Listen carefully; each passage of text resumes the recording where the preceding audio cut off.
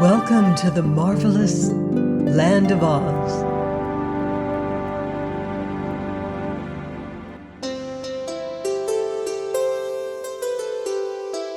I'm Margelle, reading Dorothy and the Wizard in Oz by L. Frank Baum.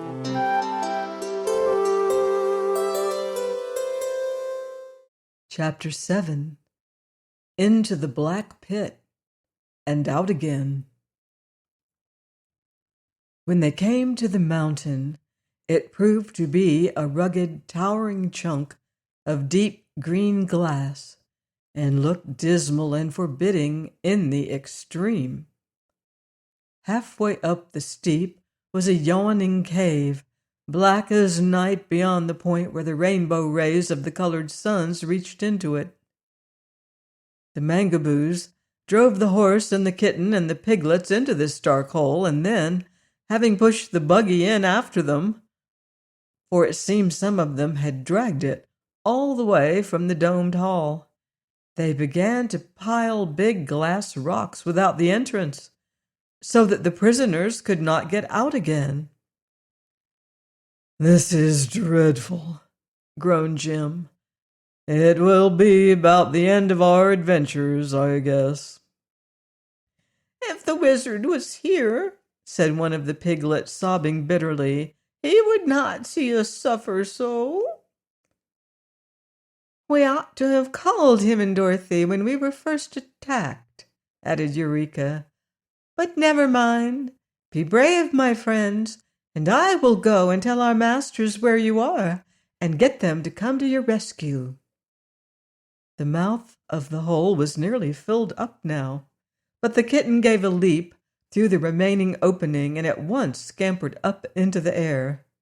The Mangaboos saw her escape, and several of them caught up their thorns and gave chase, mounting through the air after her. Eureka, however, was lighter than the Mangaboos, and while they could mount only about 100 feet above the earth, the kitten found she could go nearly 200 feet. So she ran along over their heads until she had left them far behind and below and had come to the city and the house of the sorcerer. There she entered in at Dorothy's window in the dome and aroused her from her sleep. As soon as the little girl knew what had happened, she awakened the wizard and Zeb, and at once preparations were made to go to the rescue of Jim and the piglets. The wizard carried his satchel, which was quite heavy, and Zeb carried the 2 lanterns and the oil can.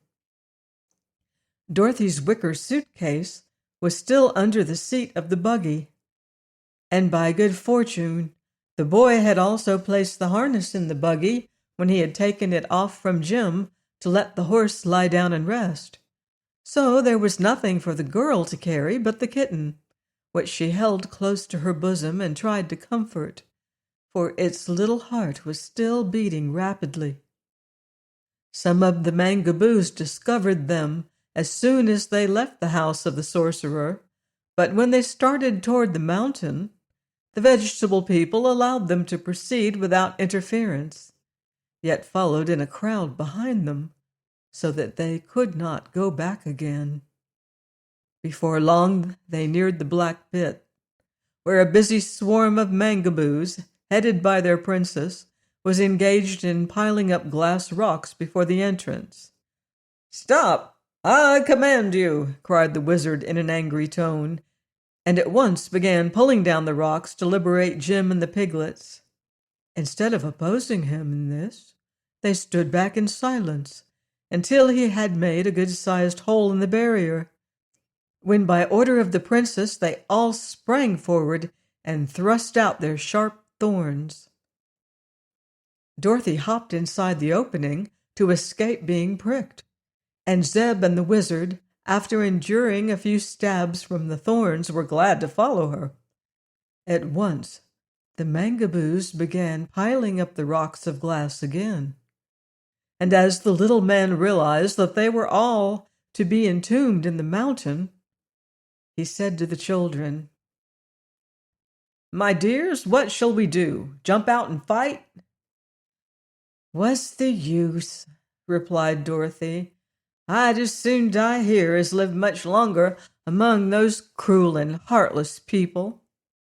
"That's the way I feel about it," remarked Zeb, rubbing his wounds. "I've had enough of the Mangaboos." "All right," said the wizard. "I'm with you, whatever you decide. But we can't live long in this cavern, that's certain." Noticing that the light was growing dim, he picked up his 9 piglets, patted each one lovingly on its fat little head, and placed them carefully in his inside pocket. Zeb struck a match and lighted one of the lanterns. The rays of the colored suns were now shut out from them forever, for the last chinks had been filled up in the wall that separated their prison from the land of the Mangaboos. "How big is this hole?" asked Dorothy. "I'll explore it and see," replied the boy. So he carried the lantern back for quite a distance, while Dorothy and the wizard followed at his side. The cavern did not come to an end as they had expected it would, but slanted upward through the great glass mountain, running in a direction that promised to lead them to the side opposite the Mangaboo country. "It isn't a bad road," observed the wizard, "and if we followed it, it might lead us to some place that is more comfortable than this black pocket we are in now. I suppose the vegetable folk were always afraid to enter this cavern because it is dark, but we have our lanterns to light the way, so I propose that we start out and discover where this tunnel in the mountain leads to." The others agreed readily to this sensible suggestion, and at once the boy began to harness Jim to the buggy. When all was in readiness, the 3 took their seats in the buggy, and Jim started cautiously along the way, Zeb driving, while the wizard and Dorothy each held a lighted lantern, so the horse could see where to go. Sometimes the tunnel was so narrow that the wheels of the buggy grazed the sides. Then it would broaden out as wide as the street, but the floor was unusually smooth, and for a long time they traveled on without any accident. Jim stopped sometimes to rest, for the climb was rather steep and tiresome. "We must be nearly as high as the 6 colored suns by this time," said Dorothy. "I didn't know this mountain was so tall."